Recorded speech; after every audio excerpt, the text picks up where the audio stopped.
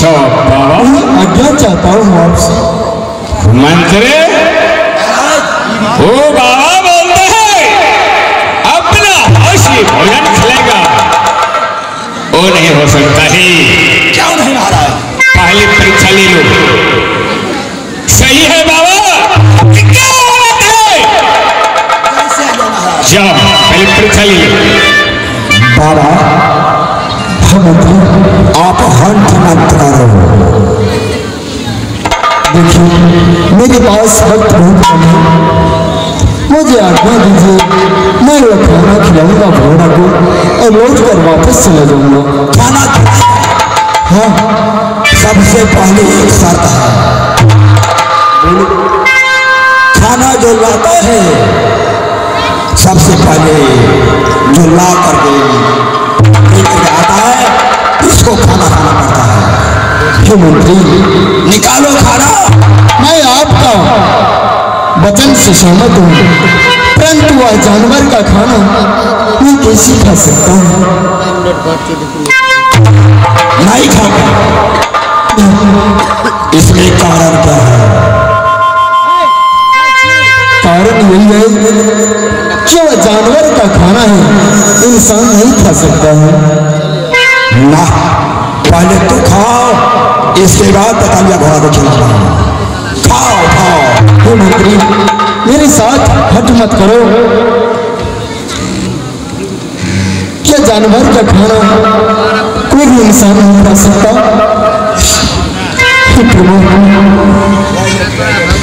देख ये भोजन मैं किसी खाऊंगा?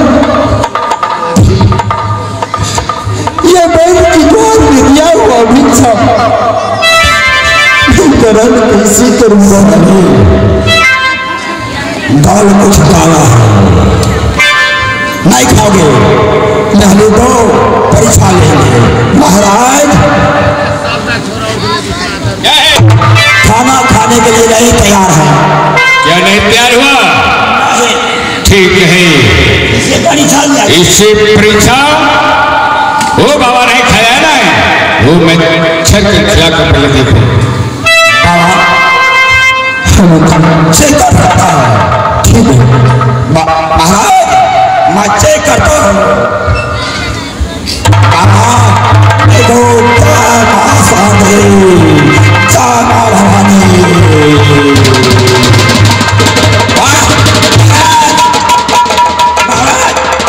देखिए यह मक्खी मर गया है, इसलिए देखिए मक्खी मर रहा है। ए मक्खी मर गया, ओ भी मक्खी मर गया। ए शाला बाबा नहीं है, ओ बाबा नहीं है, ए मक्खी सब मर गया। हमारे तेकलिया घोड़ा ए ततलिया के घोड़ा के मारने आया है। दुश्मन है, दुश्मन दुश्मन ढुकल सिंगापुर राजा के आते खिले तमाशा सिंगापुर।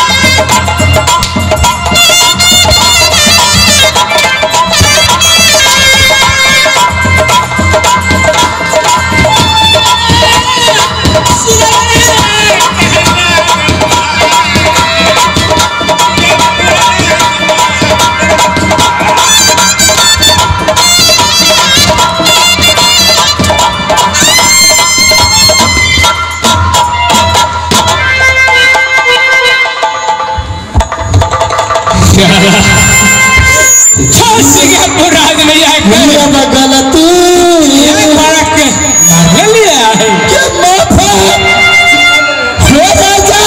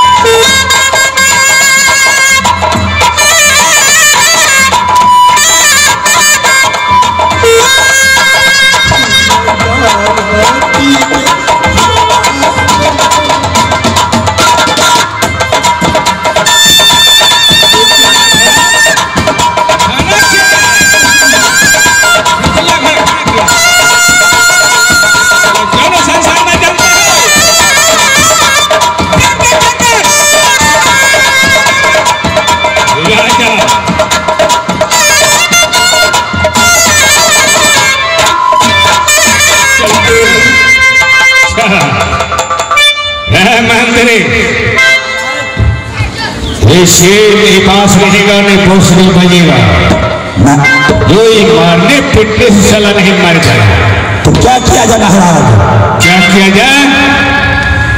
जब कहा लेकर मुंह चिरौना पोरे पोरे में काटी ठोक देना। ले जाओ महाराज। ठीक है ले जाओ जैसा क्या महाराज आप निश्चित जाकर सो जाइए। ठीक इसको छोड़ना नहीं आपको नमक खाता हूँ। ठीक है और नमक को संजर दे करके साली समाधि दे देंगे। क्या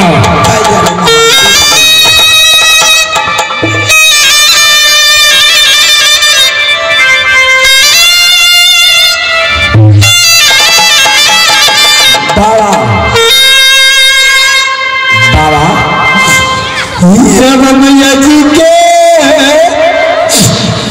बचनिया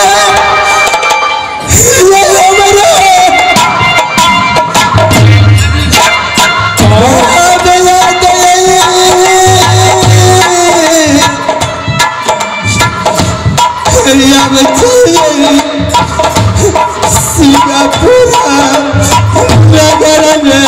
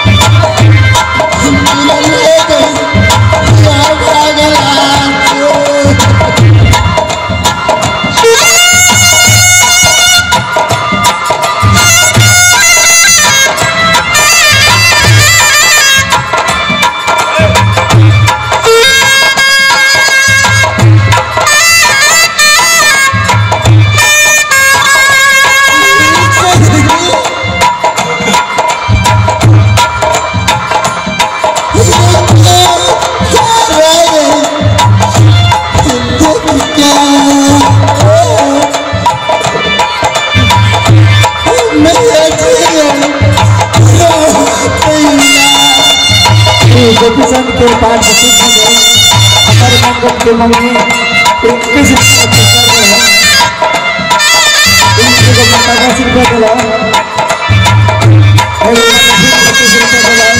गोपीचंद के पाठ के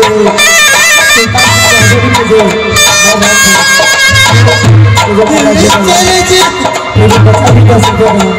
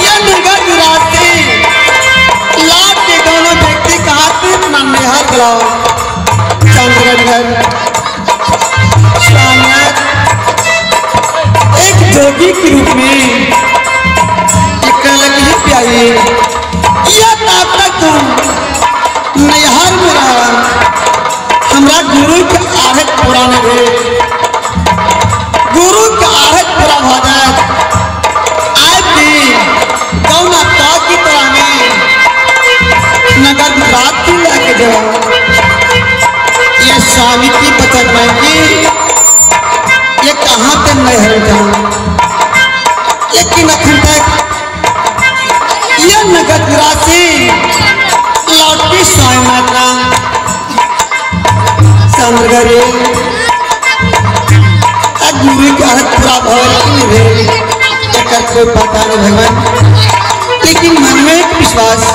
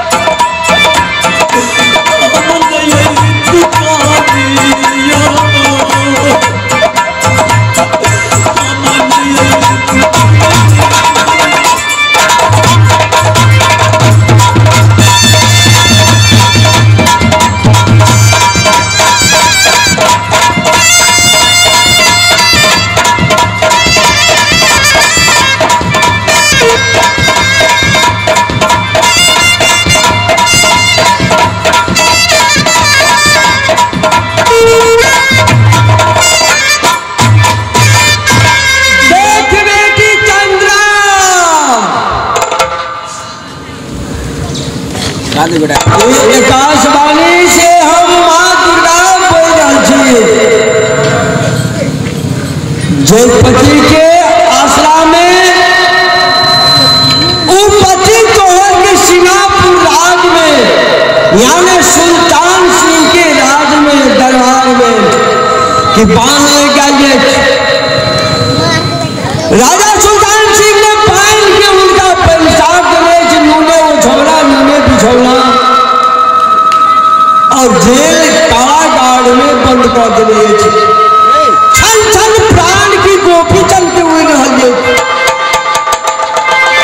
इनका प्राण बचने वाला क्यों नहीं है लेकिन तुम्हें जाके अपन पति के कि तू प्राण बचा ले बेटी लेकिन एक बात और